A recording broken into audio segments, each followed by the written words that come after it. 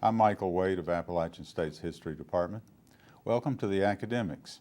There's been a lot of news this week, and this is your opportunity to listen in as we talk about it.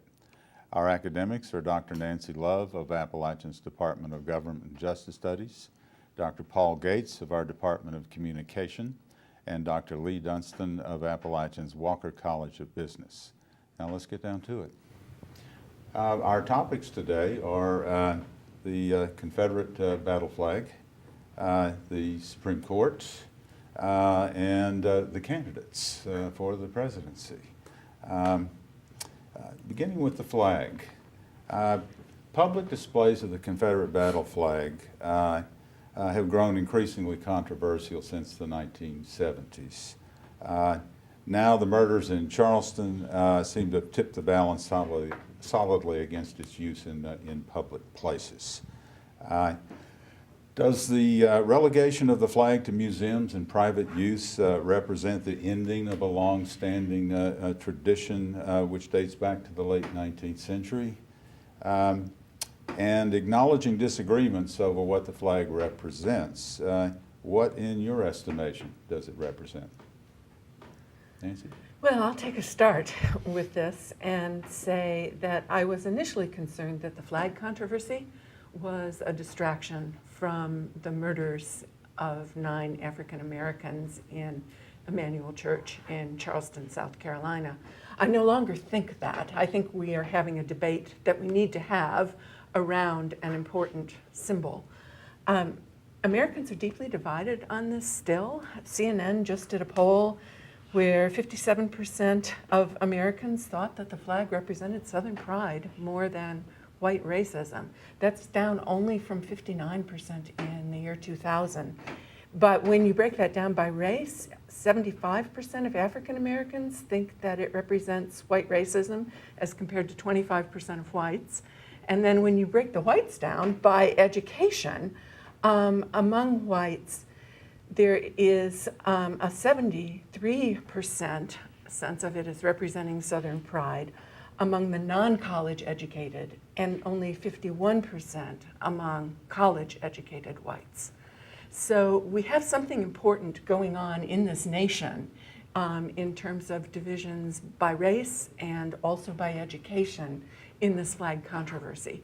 That said, back to the distraction.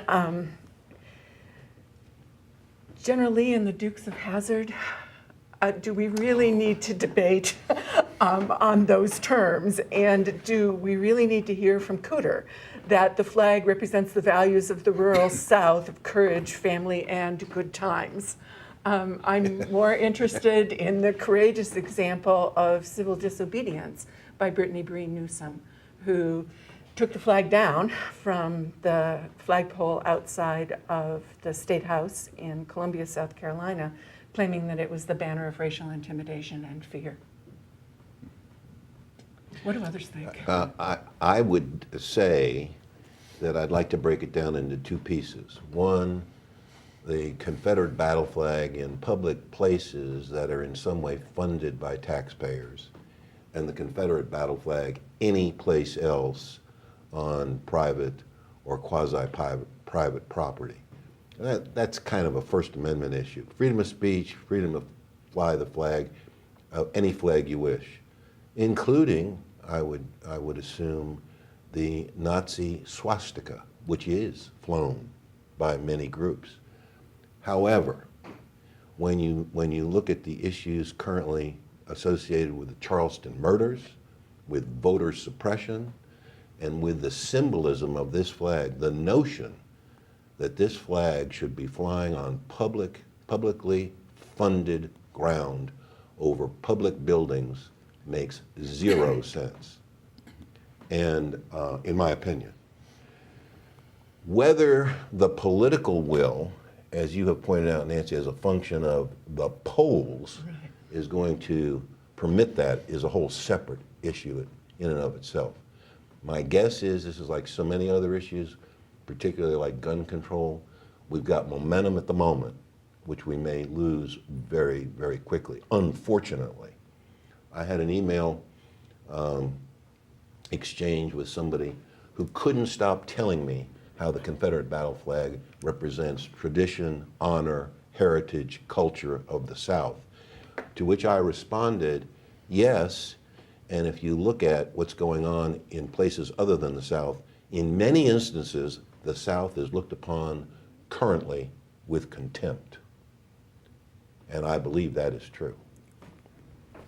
I think Leigh's right to break it into two parts there. The official speech on the part of the state of South Carolina and all the rest of the use of the flag.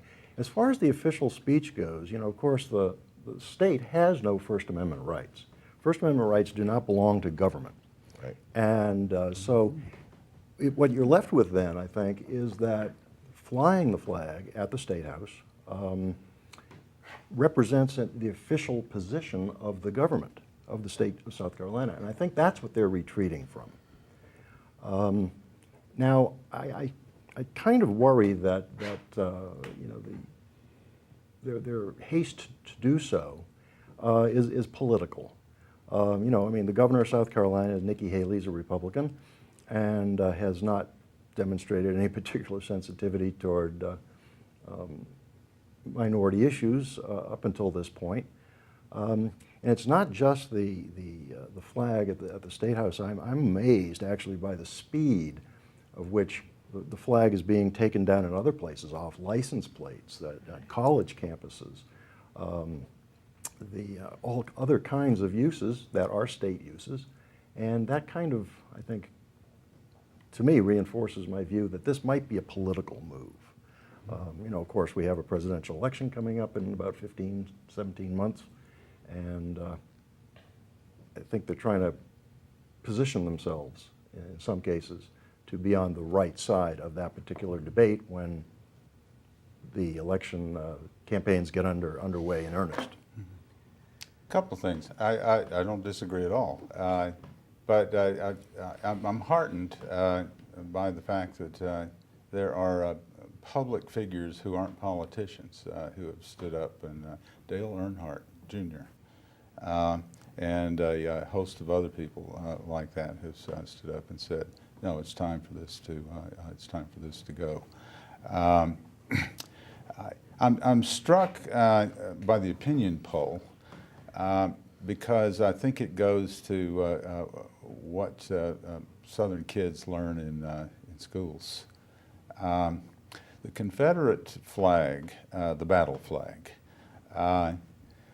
was not much of an issue, and didn't have all that much public presence prior to the late 1940s, which is also the point at which the Dixiecrat movement emerged in opposition to a civil rights plank in the 1948 Democratic Party's national platform. It then became ubiquitous in the early 1950s, mirroring the rise of massive resistance, and in particular it appeared on college campuses. It could be found in dorm rooms, in yearbook photographs, college newspaper photographs, being flown on cars, and that carried over into the 1960s, of course, when to acknowledge Robert Kennedy's visit to Alabama in April of 1963. On the very day that he arrived, Alabama added the Confederate battle flag to their state flag. So there's really no missing, if it's simply brought up, the connection between the rise of resistance to civil rights beginning in the late 40s and the Confederate flag, something that was never lost on African Americans, but apparently has been missed by an awful lot of white Southerners. There's a pretty good book out on the Confederate flag by John Koski, who is the director of the Museum of the Confederacy. And he says that there is, quote, a demonstrable record of the flag's association with racist statements and gestures. unquote. I don't think that's really up for intelligent discussion. So what would we say to a dyed-in-the-wool Southerner who isn't necessarily in any way racist, but is determined that those of us who would like to see the flag go away, particularly in public settings, says that this is just terrible because the flag represents Southern heritage, Southern honor, Southern valor, all that is great about human existence in a time of tremendous struggle and torment and war. Heritage, not hate? Heritage, not hate. I think you put it to them one of two ways. A question: what's the difference between heritage and history? It's considerable. History is a careful approach to the past with respect for sources and evidence. Heritage is actually more akin to religion in its approach to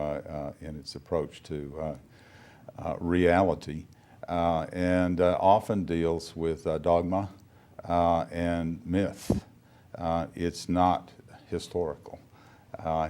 It's the words sound similar, but they're more nearly opposite in But their approach. wouldn't most people who want to cling to the Confederate battle flag say, well, the history of most of the many thousands of these soldiers and their families was a history of valor and a history of honor? And the stuff of good historical museums. Okay. I also think it's important to remember when the flag was raised over the South Carolina State House, which was to commemorate the 100-year anniversary of the Civil War in the early 1960s. So that was part of the message, as well as resistance to the civil rights movement. And I guess what I would say to your hypothetical person interested in commemorating Southern heritage and military valor is, aren't there other ways to honor that? Why associate the heritage of the South with resistance to civil rights and with the defense of slavery? Well, yeah, I think that there's an insistence that the Confederate flag is history and that history should not be erased. I think those people have, I give them credit for their sincerity, but I think they have relatively little faith in history, if that's the point. Or are they really insisting that the flag is something more than just history? Are they in effect insisting that the flag, that the public must accept the flag not merely as a historical symbol, but also as a living symbol? And I think that's the key. It should not be a living symbol. It belongs in museums. What people want to do in their private lives is their own business, as Paul said. Shall we move on? Mm-hmm. Sure. I like this next one. I warmed up to it. The Supreme Court and its performance, this current Supreme Court. Given the somewhat surprising decisions regarding health care and gay marriage, has this much castigated Supreme Court somehow been underrated or misunderstood? And who and what does this court represent? Paul? Well, Michael, I would say, first of all, that this is really not all that surprising, the end results. And the only justice who has sort of changed sides, I guess, if you want to put it that way, is Chief Justice Roberts. I mean, everybody else has fallen into line pretty much with their previous thinking. And the results in both cases, in both the same-sex marriage case and the Affordable Care Act case, the court as a whole actually, I think, telegraphed their intent some time ago. Certainly in the Affordable Care Act, you can see Justice Roberts cast the deciding vote in another case on that subject in 2012, or was it 2013? And Justice Kennedy, who wrote the majority opinion in the gay marriage case, has also written the court opinion in all the other cases leading up to it over the last couple of years. So I saw this coming. Even the vote, I would have to say, has fallen in right where I expected it to. Leigh? I think Roberts was deeply, this is not an original thought, I think Roberts was deeply concerned about the integrity of the court, and I think that informed the decision that he made a couple of years ago upholding the mandate in the Affordable Care Act. I think if he had had his druthers, he would have liked to have seen it struck down. But then once he had gone, so to speak, crossed the Rubicon, I agree with Paul. He had to hold on, and he did. And he, interestingly, as I read the case, and I read it quickly, he seems to make a better analysis of what the Affordable Care Act is all about and the three legs to the stool and how it has to have all three of those, otherwise it collapses, which is interesting because it's a kind of an indirect way that the Chief Justice of the United States has kind of said to anybody that is listening, now we know why the Republicans have never had a replacement plan. It's because this thing will collapse unless you have all three of these things in it. The mandate, the subsidies, and the issues associated with not having anybody excluded because of a pre-existing condition. You have to have all of it together or it fails. By the way, it was originally a Republican idea of the Heritage Foundation. And so it's always been a huge puzzle to me what this was all about, other than super anti-Obama. You know, the Republican idea certainly, it came from the Heritage Foundation, as Leigh says, and it was first implemented in Massachusetts, became known as Romney Care, and drove the uninsured population in Massachusetts down to 2.6%, which was by far the lowest in the country. And Roberts, of course, very sensitive to that, and also to the number of people affected. I mean, he points out in his opinion that 87 million people are affected by that decision, that there were 34 states that had designed and implemented these controversial exchanges that the petitioners in the case were trying to wiggle out of. And it was only 16 states that had established their own exchanges. And so Roberts was very acutely concerned with the legacy of the court. I think that's how I would perceive it. Not that he's on his way out or anything, but he's still a young man. But he is very sensitive to the court, how it's perceived as an institution of government. Want to spend a few minutes on the presidential candidates? Jim Webb of Virginia has just announced his candidacy. I've lost count, but between the Democrats and the Republicans, now something like there are now something like 20 presidential candidates, hoping that history somehow favors their quest. What is it about our political system or our present circumstance that is attracting so many White House hopefuls? Is this a healthy trend, or is it a sign of growing fragmentation in our political system? Who's your favorite or least favorite fringe candidate? Who's your Don Quixote? Anybody? Nancy? My Don Quixote, probably Bernie Sanders, but although the crowds that he has been drawing in the past week suggest that maybe he is a real candidate. Of the fringe candidates, though, Donald Trump this week has been newsworthy. And speaking of First Amendment rights, I understand that he's now suing Univision for $500 million for having pulled the contracts for the beauty pageant. And he says they're violating his First Amendment rights, given his remarks that he made about Mexicans.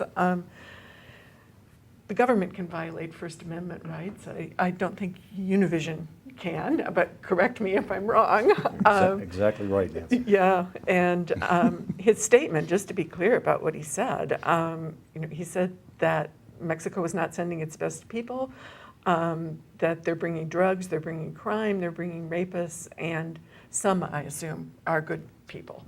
This is turning into a presidential reality show, and I think we need a higher level of debate. Okay. Yeah, it's that kind of comment that I was amused the other day to see that Rand Paul can't retreat fast enough from his association with the Donald, and it's turned into, I think that's a good way to put it. But that's inevitable when you have this many people, and everybody is trying to outdo each other in some facet of the political debate, and this leads to extreme kinds of comments and reactions, and so this I think bodes well for the next year and a half or so before we actually vote. We're going to be well entertained. We need all that time. It's fun to watch, but it really suggests that, to me, that our political system is kind of creaking. I mean, what seems to be happening, particularly when you look at some of these candidates, and that I don't necessarily put Trump in that category, because he might just actually become a real contender for that nomination, as scary as that is to me. But what seems to be happening is that if you can figure out how to get yourself funded, and you can figure out how to get yourself some attention by the outrageous things that you say, you can actually make this a career builder. So that if anybody on the panel wants to run for president and can figure out how to pick up, get a couple $100,000 and start spewing insane stuff, you might just be able to make yourself a couple $1 million. And it's really kind of sad. That brings me to another question. What about the Don Quixotes without the nobility? Ted Cruz, Bobby Jindal, probably some others, but the ones who really don't appear to have motives that people would warm to. Well, they've got their following, though, don't they, Mike? I mean, they have their following. I mean, Cruz in particular strikes me as a fellow who will say anything and knows much better. Everybody claims he's bright. He's a Harvard Law graduate. He was toward the top of his class. He says things that are absolutely outrageous in terms of what the law really is. Absolutely outrageous. And he does it routinely. He misstates facts routinely, and the people that is his slice of the electorate love it. They love it. They love him, and it's pretty sad. I was.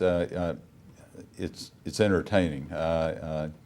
True enough, and for a long time that was the reputation about Louisiana's politics. A.J. Liebling, the great early the post-war writer, said that Louisiana's politics had a labyrinthine and exotic quality to it, which could only be rivaled by the government of Lebanon or perhaps the Caribbean. Well, that's all very nice, and it was entertaining. I grew up with Earl Long. And Louisiana is the third poorest state in the union, has the 7th highest unemployment rate, has inordinately high incidences of cancer and heart disease, And I think I think maybe this is something to be worried about. Any parting thoughts on the candidates? Did we miss anybody who deserves a mention? Well, I think Trump is going to create an interesting dynamic as it relates to how can a legitimate Republican candidate like Jeb Bush appear to have sufficient strength when you go up against a guy who has spent decades learning how to grab the spotlight and to say what a large chunk of the audience wants him to say, no matter how it relates to the facts. Should be interesting. Yeah. Well, that's our program. We'd like to hear from you concerning your thoughts about the academics. Feel free to contact us through our website, watchapptv.com. Until next time, I'm Michael Wade.